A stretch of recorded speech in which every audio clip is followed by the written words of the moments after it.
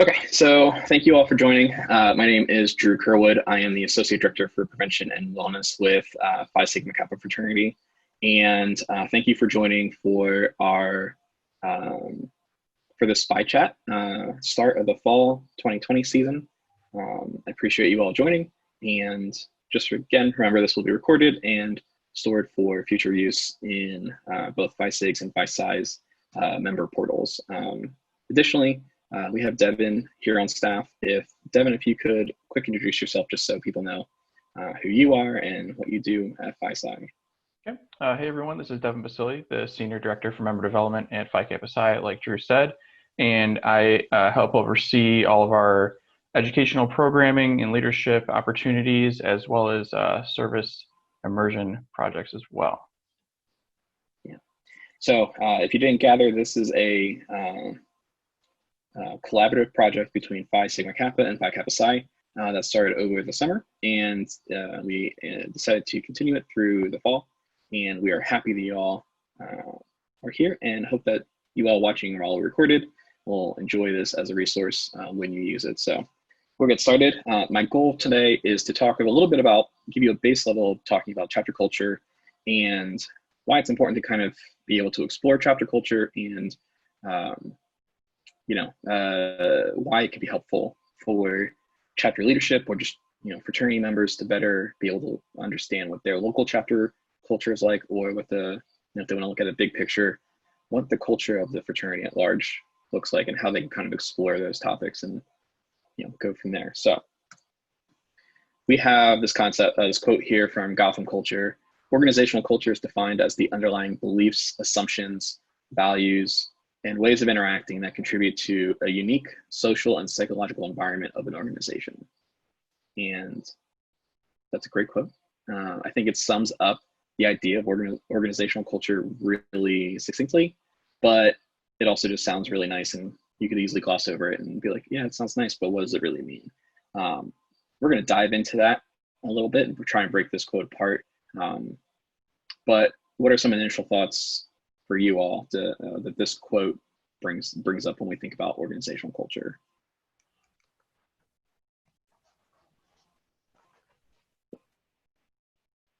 Hi, this is John. Are you asking for input? John. Yeah, feel free to. I'd love to hear your thoughts. I love this. I love this quote, and it's beliefs, assumptions, values, ways of interacting. What it brings up in me is that there are different levels, and so there's an official level, there's a popular level, and there's a personal level. So what one person sees from one point of view might not be what someone else sees from another point of view. Yeah, exactly. That's great.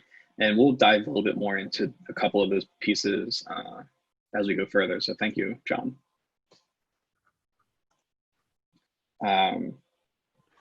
Thinking about culture, like I said, there's a couple different ways to look at it. If you've read the book Unstuck, they talk about how there's 6 different components of organizational culture, and we're going to explore what those look like moving forward. So the first one is purpose. And thinking about purpose, we think about like, what is the actual purpose of the organization, whether it's the chapter, national organization, if it's a nonprofit organization, if it's another organization on campus. What is the purpose? What is the stated purpose? But also, what is maybe the unspoken purpose as well? For fraternities, it's our purpose in general is to provide male students the experience, a collective group experience, a home away from home, a support network, but also to help men live up to a higher ideal, share ideas, be better students, be better citizens. We all have something similar to that in most of our organizations, right? And that's our purpose. And our purpose can really be kind of the foundation or the guiding sense of why we all get together as an organization, what we want to do together, and guide kind of the actions that we do. And so the purpose, we all need to start with a purpose, right? Very Simon Sinek of what is the why first, right? And then, of course, my PowerPoint decided to crap out on me, so we'll cut this later. Give me 1 second.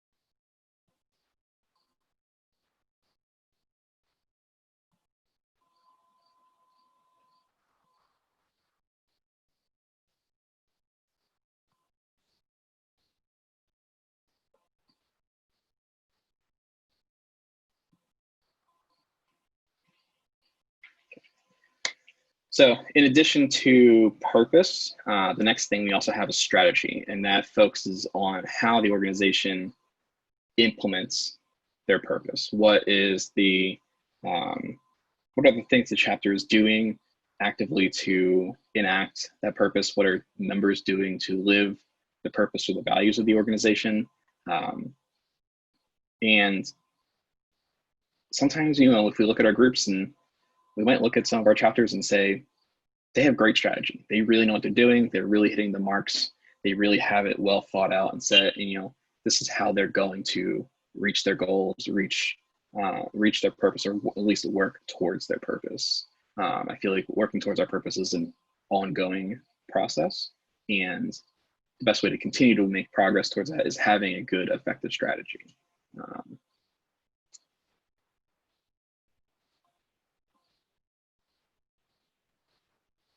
It's gonna freeze on me every time. Great. Fun times.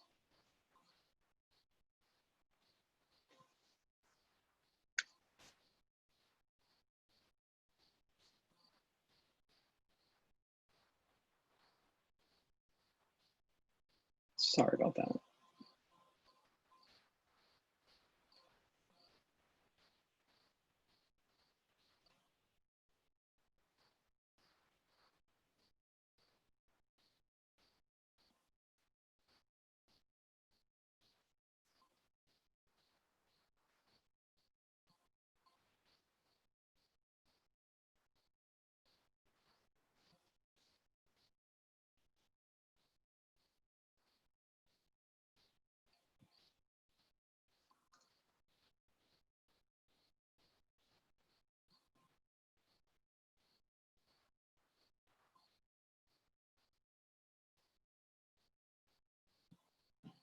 I'll try it in the actual presentation model.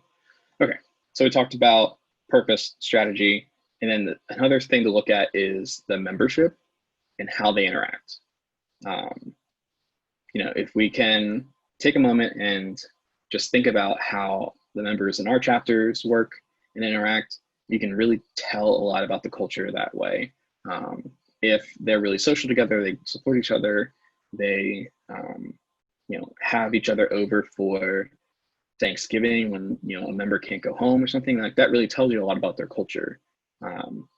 Conversely, sometimes you might run into a chapter and they're not that close. They haven't really formed those bonds. They haven't really formed those connections in a way that you would imagine a really close fraternity or organization to make. And also how they interact with each other. I think this is really key when it comes to culture. When we talk about cultures of accountability, the way members interact can be really important and a really telling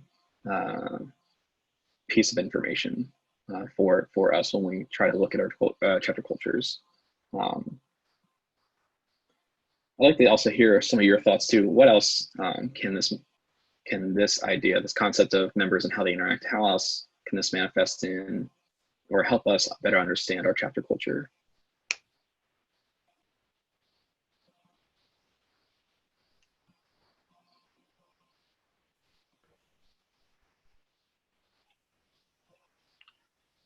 Drew, I think in my observations and in working with different chapters, there's a unique balance of business and brotherhood that needs to happen. And sometimes where I've seen chapters kind of fall off one side or the other of that spectrum is where things don't end up really great.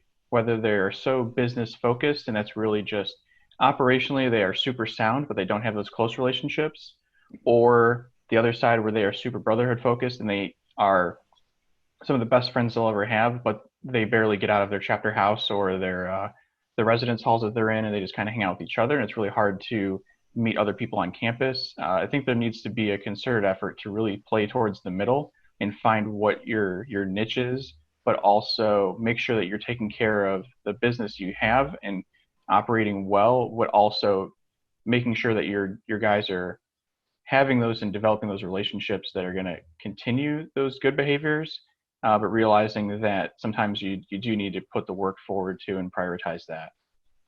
Yeah. We always have chapters talking about, well, this is a business and, trying to treat it that way. But then also you have the other ones who treat it as the brotherhood and the strong connections. And like you said, trying to find the balance between those two is like the sweet spot. And probably one of the hardest things that I think our chapters struggle with, trying to find what that right balance is of being businesslike and running an organization, doing all the administrative things, but also being able to be each other's close friends and support networks and really have that sense of brotherhood and belonging in the chapter. Yeah. Any other thoughts? Can I say something? This is John. Yeah, go ahead. Hi, and I'm wondering if is my brother Gabe around on here? Yes. Hey, I met your chapter brother at Pivot. Brother Vinayak? Yes. Yeah, and one of the things when I go to these things, okay, I'm not supposed to say it. Ron Ransom says it's bad, but I'm old, and I'm old, and I really insist on using brother for everything because I think that defines a relationship with other people. You're not just my friend; you're my brother. I have special responsibilities and special relationship with you. And for me, it goes down to members and how they interact. Respect is incredibly important. And there needs to be an acknowledgement of that respect and a responsibility to others. And I am concerned sometimes when sarcasm can overshadow respect. And that's all I have on this. I appreciate that, John. Yeah, John, I think that's a great point regarding the dynamics between our members and how sometimes accountability can be an uncomfortable conversation, but there needs to be that trust and foundation there that when you have that difficult dialogue, it's coming from a place of caring and you honestly want what's best for that member or your brother in the organization, and that them to try not take it as personally as I think it's really easy for us to, but realize that we're all just trying to get through this together and leave the chapter in a better spot than how we found it. Yeah. And Gabe, I saw you come off mute. Did you have any thoughts too? I just what Devin said about the striking that balance between business and brotherhood. I connected with that pretty strongly. I know that's not necessarily an issue I've had in my own chapter, but I know in trying to do different things, if you, especially with kind of this COVID response era we're in, where some brothers kind of just want to be back and they don't want to have too many obligations. But then if we don't have a business structure, it's hard to keep the chapter running how we would like it to be run and be prepared for the future. So it's kind of striking that balance between brotherhood and sure, we're all here back having a great time, but also, we still need to be doing what we would normally do. We can't just forget those obligations, and striking that balance has been really important for us over the last few months. Yeah. One thing, life throws a curveball. It can really impact the chapter's culture. And we hope that, the chapter's culture is strong enough to kind of overcome those curveballs, or at least come back out, on the other side, still intact, but it's likely going to change the way a lot of our chapters interact with each other. So hopefully this all becomes a positive as people learn that there's different ways to stay connected and interact with their brothers and, you know, have a good social experience, potentially even virtually. But yeah, it's definitely going to be a bit of a litmus test, I feel, for a lot of our groups. So, of course, give me 1 second. This is freezing again.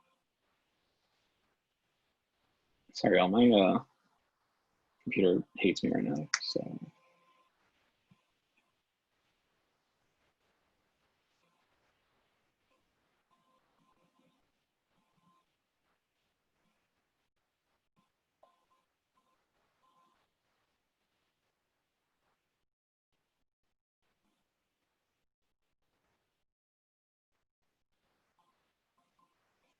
I had success, but then I messed it up.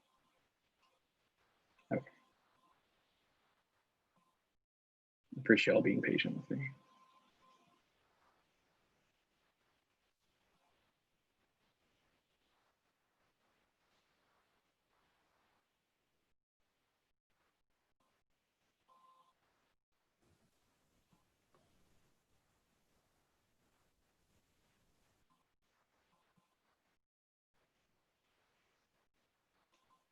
Okay. So the next piece, the next component of culture, organizational culture, looks at structure and process. What is the structure of the organization? What processes to have in place?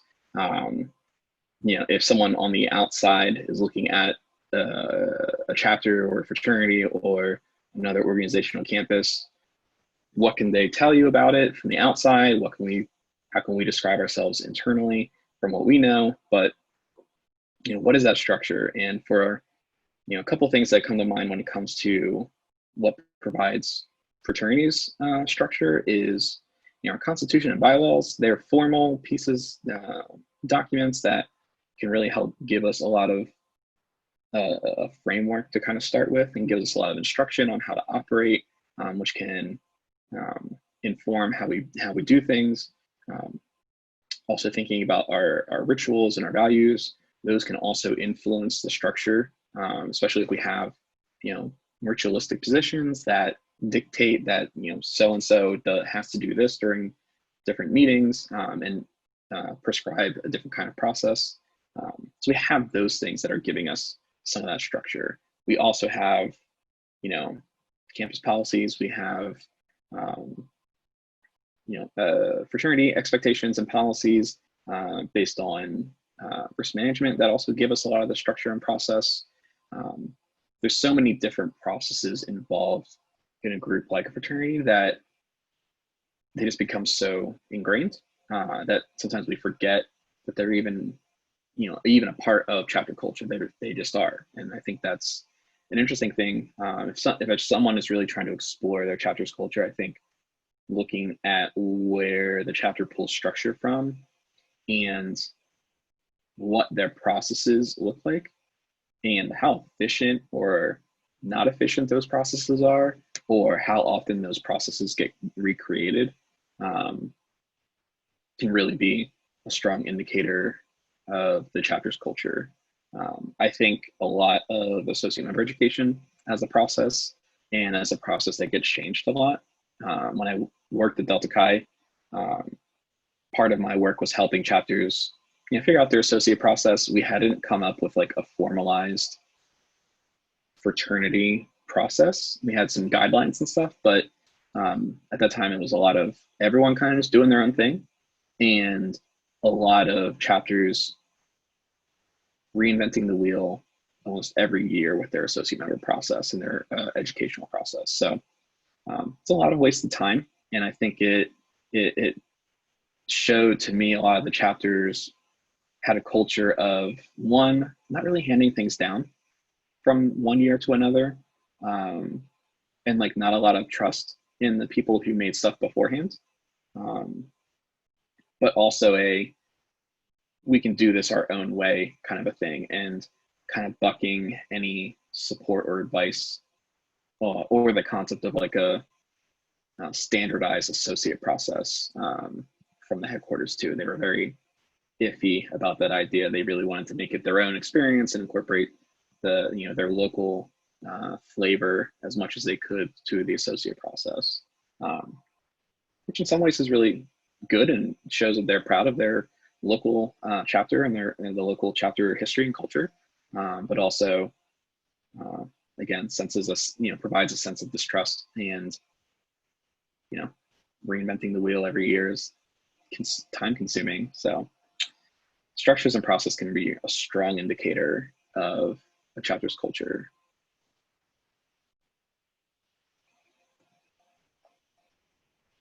And then we have metrics and rewards. And for me, I think a lot about like team morale, satisfaction, and like membership retention. What kind of things can we measure within the chapter? How many people join? How many people stick around through the associate process? How many people get initiated based on how many people originally joined or were given bids? How many people stay their entire undergraduate experience? And how many people stay involved as an alumnus? Those are all things that we can measure and can be a really strong indicator of the chapter culture. We have some of those all-star chapters that continuously churn out really engaged alumni. And then we have some of those chapters that you're like, I've never heard of an alumnus from that chapter ever.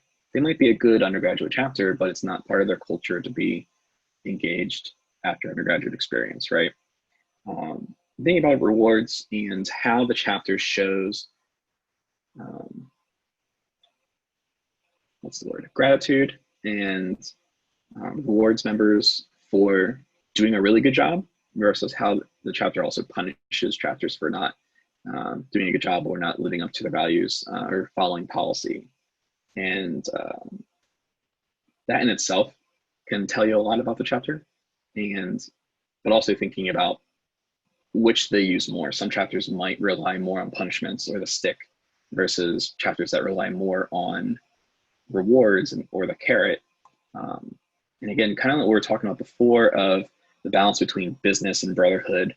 I think a balance between rewards and punishments can be kind of the best space because it hits different types of things in our minds and makes us feels that we're holding each other accountable, but also shows that we're recognizing when people do a good job. I think that's a really hard balance for our chapters to strike, just like as it's hard to kind of keep that balance between brotherhood and business too.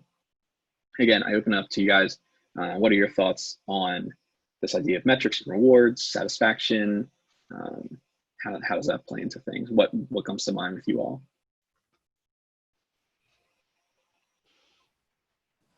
I think the concept of rewards and when you connect that with morale and retention and kind of motivation, that's really important. When you're trying to control your chapter or encourage, when you're trying to discourage behavior through punishment more than you're trying to encourage good behavior through like rewards or active discussion, I think that's when you start getting people who are kind of bitter or they're not as motivated to take part in the chapter. So that's kind of what I believe with making sure it's a positive experience instead of always a negative one, because there's a time and space for punishment and negative experiences, right? But you don't want to have to use that as like your only way of motivating your members, saying do this or else, Yeah. Doesn't quite build trust. This is oh, you guys know who I am because my name shows up if you're looking. Anyway, one of the things you said, how the chapter shows gratitude and satisfaction.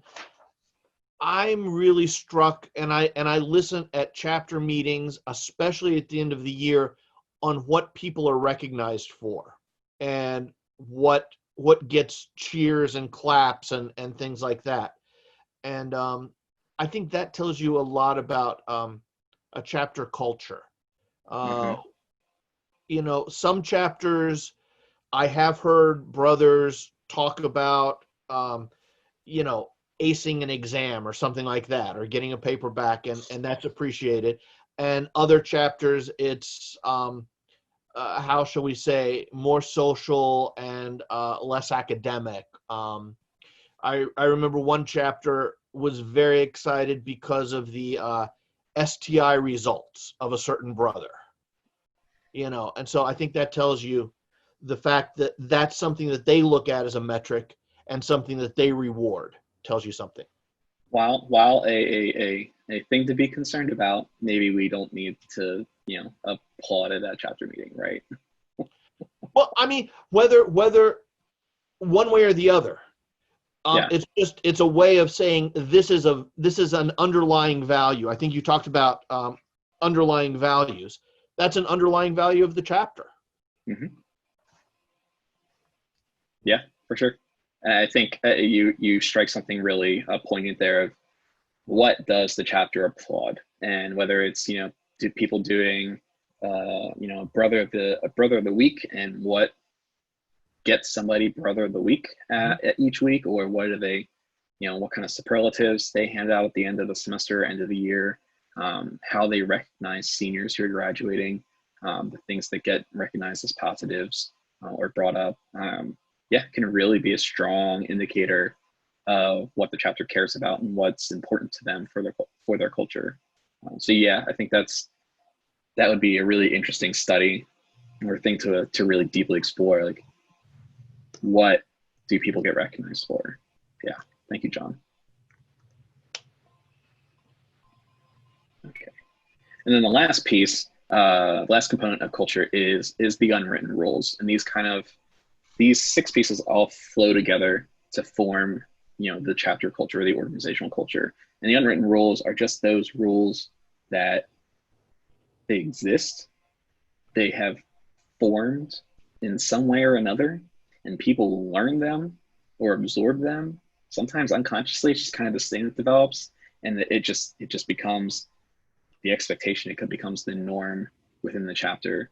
There's a lot of things that could be unwritten rules, whether it's like, some of the things that I think about is like how chapters sit together in an in-person chapter meeting. Where does everyone sit? Do the associate members or new members sit in the front? Do they sit in the back? Do people just sit everywhere, wherever that's kind of scattered? Do they sit in rows based on their year or their class? That a lot of that is unwritten. It's not written down in the Constitution or anywhere for a lot of groups, and it's just this phenomenon that happens, that people just, oh yeah, the associates sit up front and the seniors sitting back and heckle the whole time, and there's no rule written for that, but that's just how everything kind of organizes itself. What are some of the other unwritten rules that come up, or you all see when we think about organizations, or specifically fraternities and the local chapters?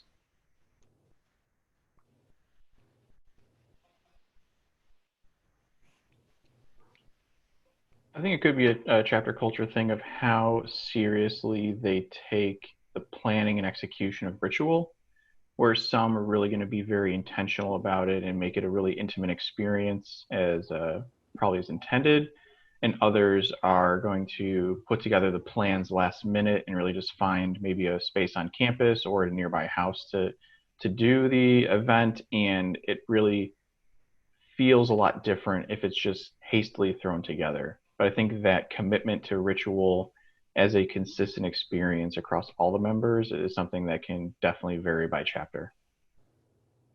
For sure.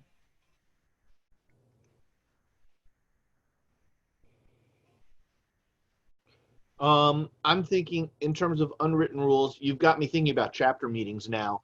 Who speaks and the order in which someone speaks, and it's interesting that there's an unwritten rule that a certain person has to speak before it sort of opens up for the whole chapter to deal with. Yeah, if we're talking about like a tense subject and nobody wants to really touch on it, talk about it until that senior brings it up, or that one guy who always brings up the tough topics or the things no one wants to talk about, and then okay, Pete brought it up, so now we can all talk about it, right? Sometimes it's formalized in a chapter setting where like a specific person in a ritualistic role has to open meetings.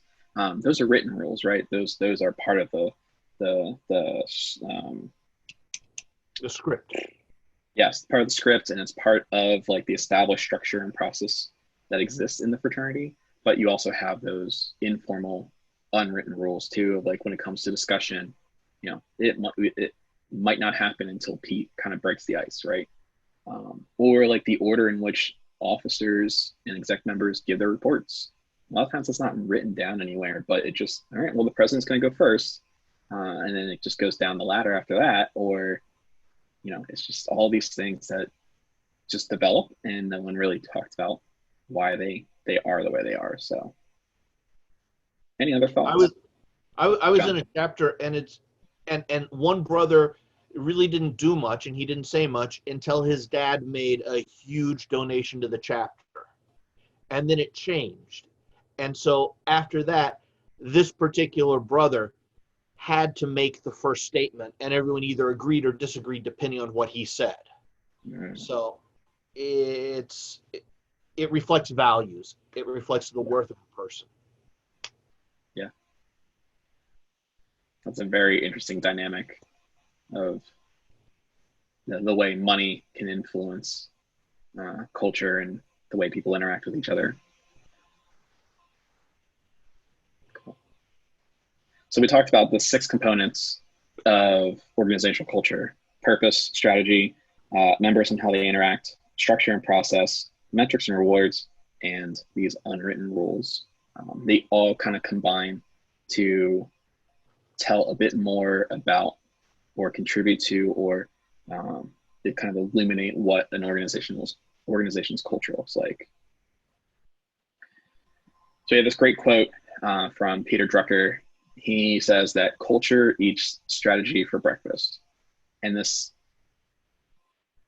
actually, what do you all think this means? I could tell you what we all think it means, but I'd like to hear what you think. Culture eats strategy for breakfast. In this conversation around chapter culture, organizational culture, what does this mean to you guys?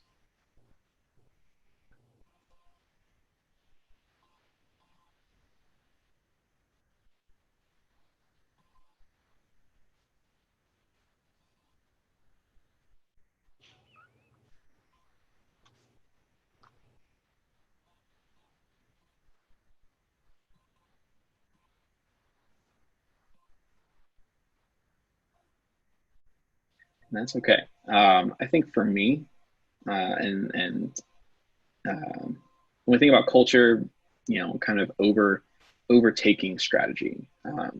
Culture I look at as like the autopilot for the organization. Whatever the culture, the ingrained culture is for that organization, is kind of how people will run, even in the face of a well thought out strategy or plan, or a strategic initiative or anything. So if the culture is different than what the strategy is looking for, the culture is likely to overtake it, and the organization just kind of still moving in that direction, unless there's some very active work being done to keep that culture and the strategy in line. And that might also, be a conversation like our culture isn't really in line with what our new goals are, and our strategy. We have this great strategy, great action plan, but each semester we keep falling short. And I think, that talks to this idea that culture will be the autopilot. Culture will take over, even if you have a really strong strategy in place. If they're not in line, the culture will most likely overtake it and go back to the status quo, really. Yeah, I agree, Drew. I think the culture seems to be the default, or at least what has been passed on. And it's really interesting to see colonies develop and how quickly a culture becomes cemented, even in just a couple of years of the founding fathers being there. But I think the term strategy for me kind of almost implies that there's an intentional use of resources, and whether that's energy or time or some other type of resource that is doing something different than what they normally are, or else it would have just been the norm anyway. And I think that once you take the foot off the gas of that intentionality, that's when you revert back to that norm and that status quo, like you were mentioning. And that's just the pervasive culture. And it's how do you get those two to be aligned where that culture has an upward trajectory and the strategy just sends you off into bigger and better things. But when they are really opposed with one another, or you have leadership that wants to go one way, but that could be different than what the general brotherhood has experienced over the last few years, I think that's when you have some interesting dynamics and conversations at play of what is our chapter identity and how does that play into this too, and where do we want to be at the end of our undergraduate experience. Mm-hmm. You all are very kind, I think the word is. There's a, when I look at this, I see this as pure dominance. It's like, this is a statement of dominance. I'm going to eat you for breakfast.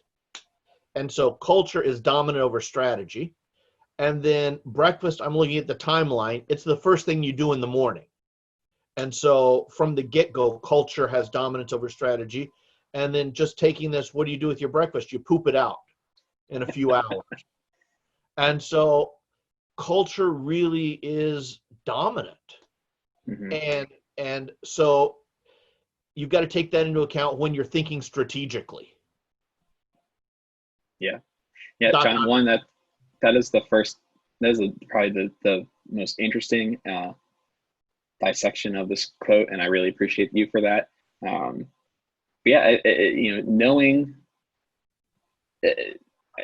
Knowing what the culture is and then using that culture to move strategically towards goals, I think is the best way to really make things happen in a chapter. If a chapter is decided that, hey, like we need to kind of step up our game, or we realize we're kind of slacking, we're not doing as well as we thought we were academically, or meeting the fraternity expectations, or whatever, they can make a great plan, but if it's not in line with culture, like you said, that plan's going to get eaten up and pooped out later, right?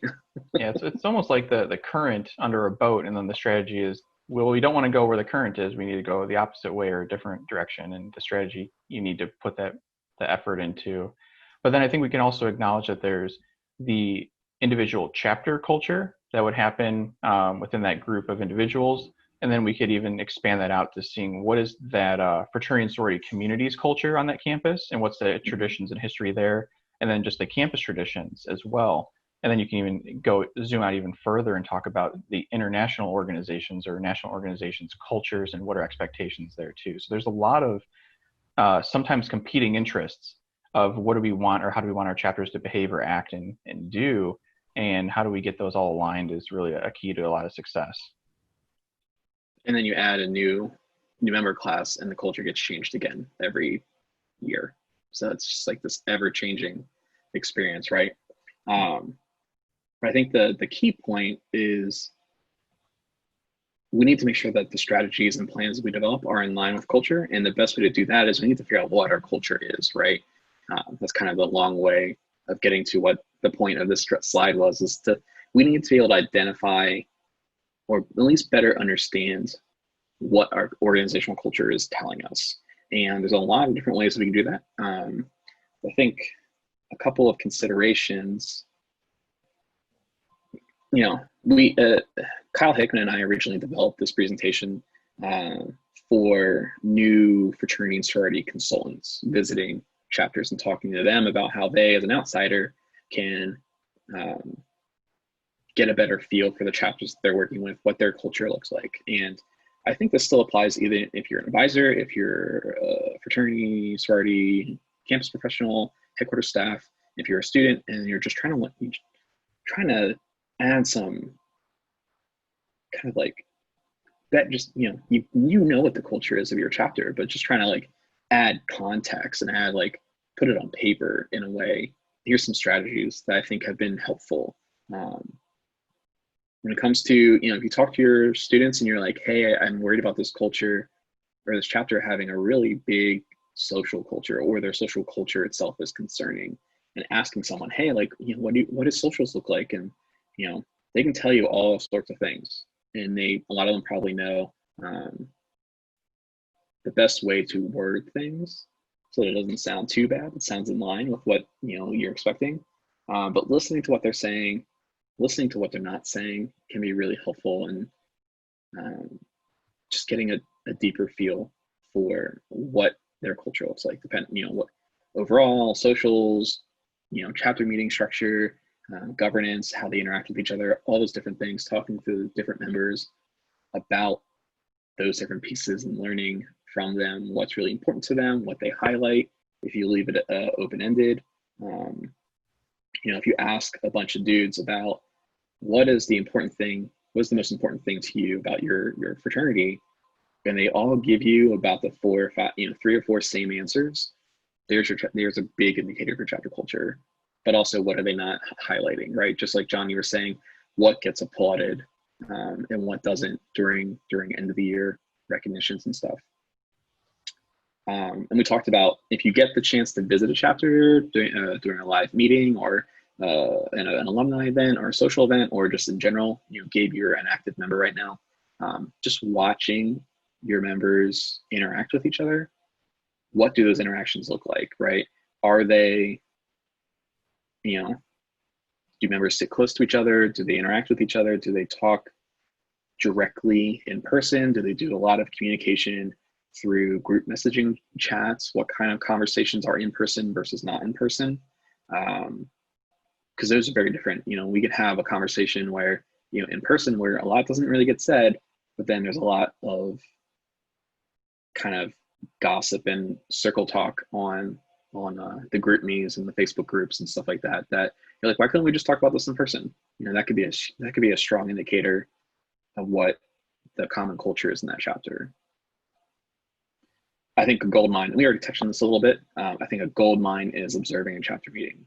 There's so much you can learn about chapter, about the culture, about the hierarchies that are involved by observing the chapter meetings. Who's present, who's not, who is there early, who's on time, who's late, who sits where, who stays after, who talks, who doesn't, who raises new business, or who's always agreeable. Again, what gets applauded, what gets brought up, what's important, what's not, how they interact with guests. If you have a couple of sorority women coming to promote a philanthropy, like what are the interactions with the men towards those sorority women? There's a lot there, and it's a gold mine. And if I had the mindset of doing a PhD, this would probably be one of those directions that could be really interesting to really explore and potentially do, really deep research on. But I am not in the mindset for a PhD at this point in my life, so we won't go there yet. And talking to other stakeholders, this is really cool. I think for me, it has been a key indicator, or very helpful to have context.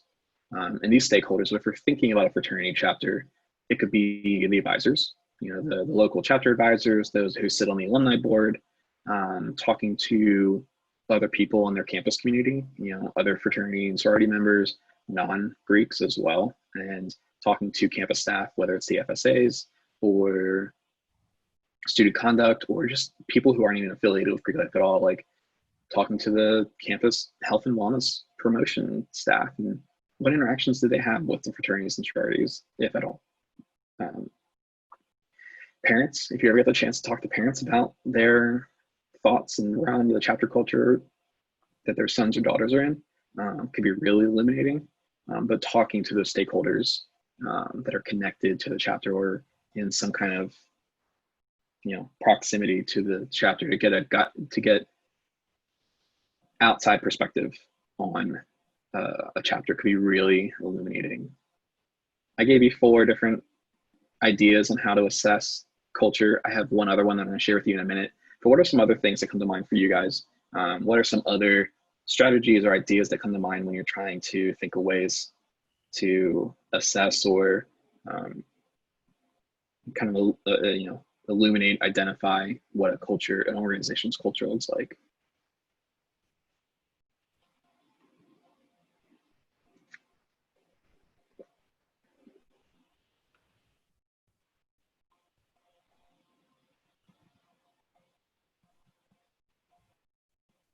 Um, this is a sub point to your number 3. Observe a chapter meeting, texting, and conversations are going on at different levels at different times, and so people will be saying one things vocally, and then they might be saying something totally different on a text chain. And that even happens in Zoom meetings with parallel chats going on in the chat room. And I've found I've built up trust with undergraduates, and so I can go to undergraduates and say, listen, I don't want details, but what's going on, and then they'll give me an insight into what's going on when people are texting back and forth. And you can see when a text comes and who responds. So just being in the meeting, you can see who's communicating with who else. Mm-hmm. And you can put the pieces together. A whole lot of it is like, like your little picture there, looking for the clues and then putting the clues together. So a lot of this is putting a puzzle together, really. Yeah. I mean, if you're really trying to dive into it, it can be a lot of detective work to figure out who the key players are, who talks to each other, how they interact with each other, and then how do they all communicate about each other, what forms of communication do they use. That can be really revealing, but it also takes a lot of legwork to kind of decipher and dig into. Thank you, John. Any other thoughts? Kind of a continuation of some things that have already been said, but within chapter meetings or chapter correspondence or group chats, it's kind of you can say a lot of things, but how do you back that up with actions?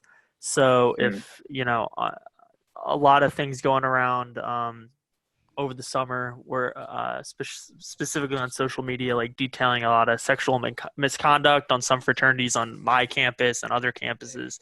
We had members in our chat or in chapter meetings express a lot of like distaste, obviously, and a lot of anger and outrage towards some of these other organizations that were doing such bad things. But now when we're trying to figure out, okay, what kind of action plan can we have, how do we move forward from here, and have discussions and work towards making sure that is not a part of our culture. Okay, like, now are you motivated to kind of put your money where your mouth is and dedicate the time to making change? And that can go from anything to like agreeing to a service event in chapter, and then do you actually show up? Like, following through, I think, is a huge aspect of culture too. So many highly aspirational sign-up sheets that don't really pan out to having that many people show up to the event, right? That's a great note, Gabe. I appreciate that continuation of thought. The other thought that comes to mind as I was thinking about it, we talked a lot about chapter meetings, but the other gold mine is if you can observe a typical social event, and gold mine there. That is that, or like a recruitment activity or event, are great sources of information when it comes to culture. I think all of those things would be a wealth of knowledge and places for research. But so I want to quick change screen and show you a resource that Kyle Hickman developed as a tool that we kind of shaped this PowerPoint around a little bit, or this presentation about. And it's a really handy tool. I think it's something that I feel is pretty, it could be a really valuable resource for people. And we have a chapter culture assessment. It is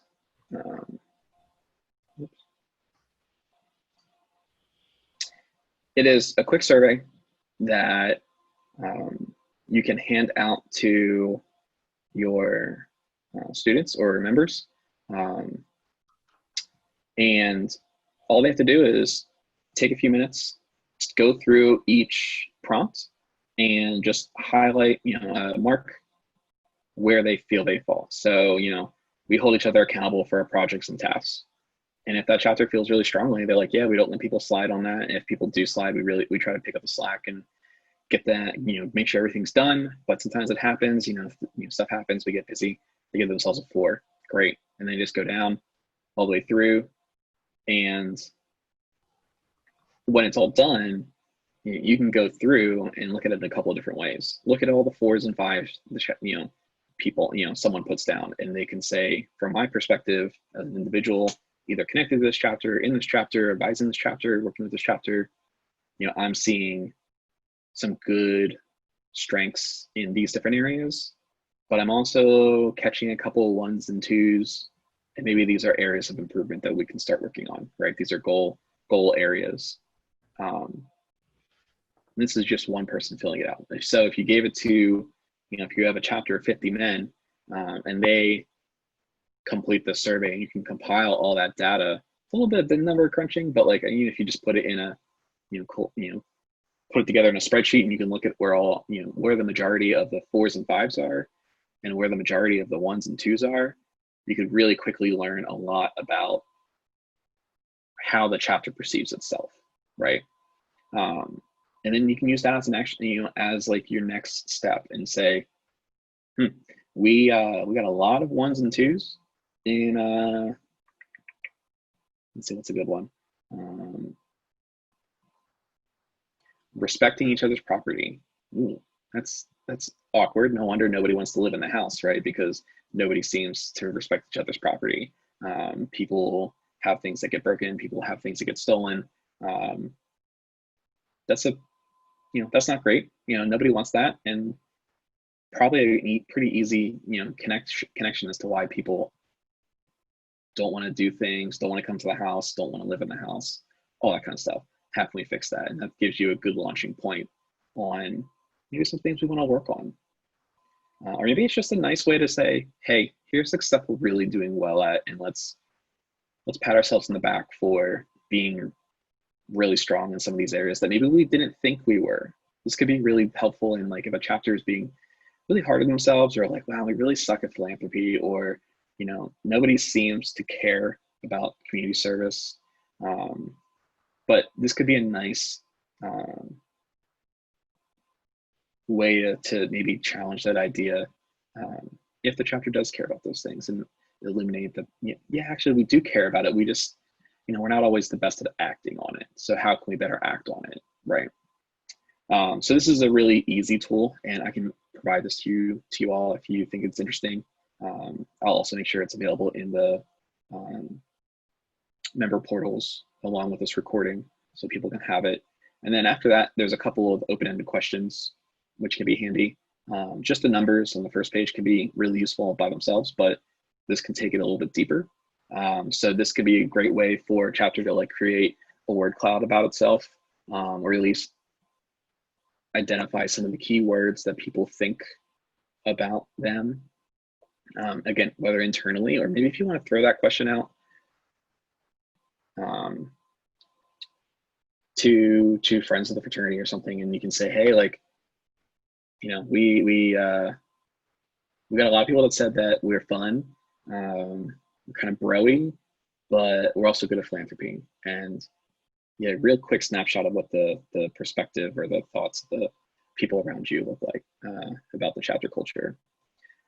And you can have people fill out what are things that you would change, what would it require to shift some of this culture if we are trying to change the culture, and what can they personally do to help. So this could be a really handy tool for advisors or chapter presidents or whoever to use to help get the chapter thinking about their culture, or helping to better identify what the culture looks like, and using that as a starting point to make some moves and try and get that strategy in line with the culture, so it's more successful, right? Any questions on this survey? Like I said, I'll make sure that if you all want this, I can send it to you, and I'll make sure it's available for anyone who watches the recording later on. But any questions?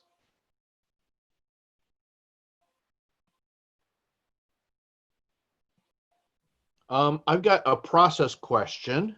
Sure. And I'm going to direct it to my brother Gabe, if you're still there and if you're still around. what's the most effective way of doing this with people today? I mean, I like ink on paper because I'm old, but I'm wondering if some people would, what are the pros and cons of doing this online, doing, SurveyMonkey or something like that? How are people going to be most open to being honest?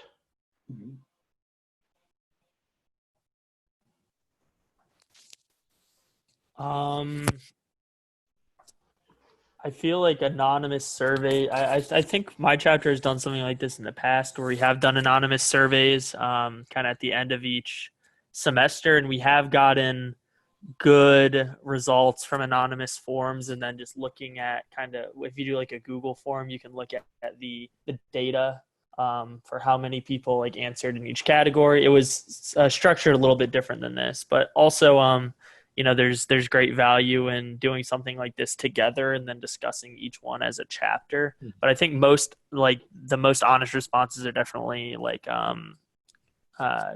confidential forms we found, and I think that would probably be the case now, especially with people being remote too.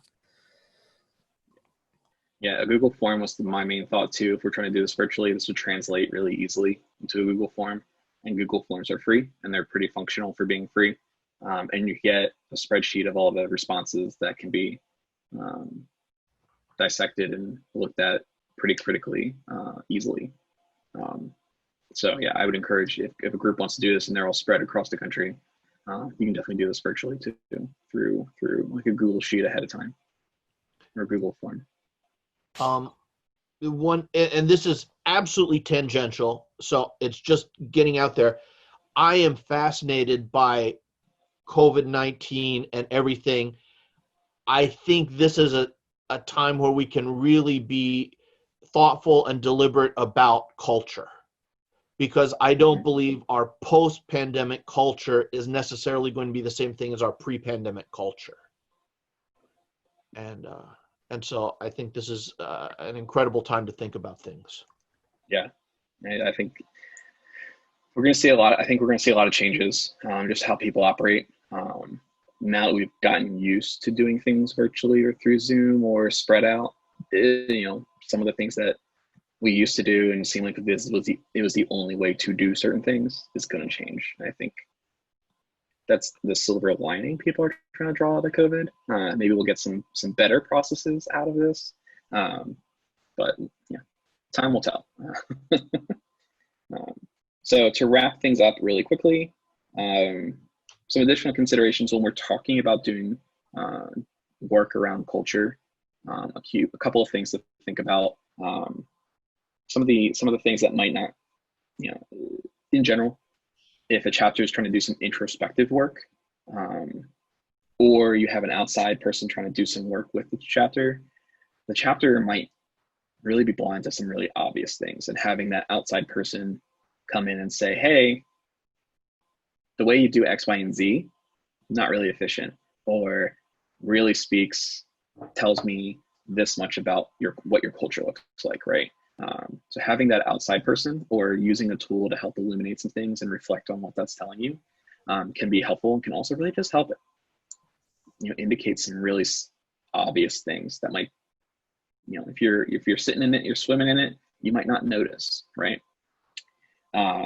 Culture work is really hard, and there might be a lot of people that aren't willing or ready to do it. And I think the best thing you can do is meet them where they're at. If the goal is to do something huge, but the group isn't there, like, you have to then baby step your way up there, right? Which leads into part 4, and then thinking about this is also really heavy work. So like, if you can get a lot of different people to contribute, it makes it easier. This shouldn't just be the goal of the president, because then it's just going to burn that president out. And when he leaves, like, none of that culture work is going to continue, right? Make everyone invested in this culture work. It makes it a lot easier and a lot more effective, because it's also now becoming part of the culture to work on the chapter's culture. This weird kind of Ouroboros of, what culture kind of becoming itself. It's a weird function. And knowing that this is really emotional work, and I think that surprises people because they look at it like, oh, it's just an organization, how hard can it be to change policies or, address this process or whatever. But like, this is really emotional work. People get really emotionally invested in their fraternities and sororities and the other organizations that they join. And the idea of letting them know that the culture of the organization, or them discovering upon some of the aspects of their culture, aren't great or even toxic, right? And the work of just processing that and then realizing, okay, like we have to grieve the fact that this activity that we really liked isn't great, or isn't setting a good tone, or is contributing to a negative culture, or is contributing to a negative perception of other people looking at us. How can we move this activity? How can we change this process that makes it better for everybody and still maintains the spirit of that thing that we're changing in a way that's beneficial, not harmful? It's really emotional work, and it does take a grieving process that then needs to then transform into an active work process. But if you're working with a chapter or an organization and you get resistance, a lot of that resistance might be emotional resistance that they are dealing with as we talk about their culture, and maybe it's not as great as they expected it to be, right? But it's okay. The goal is to make, when we start doing this kind of culture work, the goal is to make the chapter better. And part of that is recognizing where it could be better and how can we work on those, right? And then I will wrap things up with a nice list of books. If you are interested in doing some more reading about organizational culture, if this is something that's really getting your mind going, Kyle put this really great list of books together. I've read a couple of them, but this is a really great starting list. I'm most familiar with Simon Sinek and his Start With Why. But I think from what I've heard and then the quick reviews of some of these other books I've done, that you really can't go wrong. But take a look at those if you want to screenshot the page, or again, if you want me to send you the list, I can send it to you later. But this is a great resource if you're really interested in organizational culture and want to learn about different strategies on how you can work with your chapter's culture or with other organizational culture. These might be great starting points. So before we wrap up, do you all have any questions, comments, concerns before we end the day? I just wanted to say that this was really helpful. I know when we're like reflecting as undergraduates, when we're kind of reflecting on our chapter's culture, we kind of think about, we don't have this, we don't have that, and we go into it a little negative, but breaking it up into the 6 parts and thinking about it in different ways really kind of helped me reflect on how we can move forward, especially using that form, and then like helpful texts to read on to continue to kind of build these skills. Great, thank you, Gabe. It was helpful. Go ahead, John. No. I just want to thank you because it was really provocative and got us thinking in creative ways. Great. I'm glad that's helpful, and like I said, I'm glad it gets the wheels turning. If you would like that form or would like me to send you this list of books, it's probably easier for me to just send it to you. You can email me at drew@phi-sigma-kappa.org. We keep it really simple at Phi Sig, thank goodness. It's drew@phi-sigma-kappa.org, and I can send this to you pretty quick if you're interested. And like I said, we'll try and make sure that the form, the chapter assessment form, is also available in the member portals where we put the recordings for these videos as well. So it'll be there for everyone else who wants to use it. I thank you all for joining tonight. I really appreciate your comments, your interest, your conversation that we developed throughout the presentation. And in addition to reaching out if you are interested in this list or the form. If you just have general questions, want to run ideas with me, I'm happy to be that person to bounce ideas around with as we continue to process this concept of organizational culture. So thank you all, and I hope you all have a really great night. Great. Thank you. Good night. Thank you.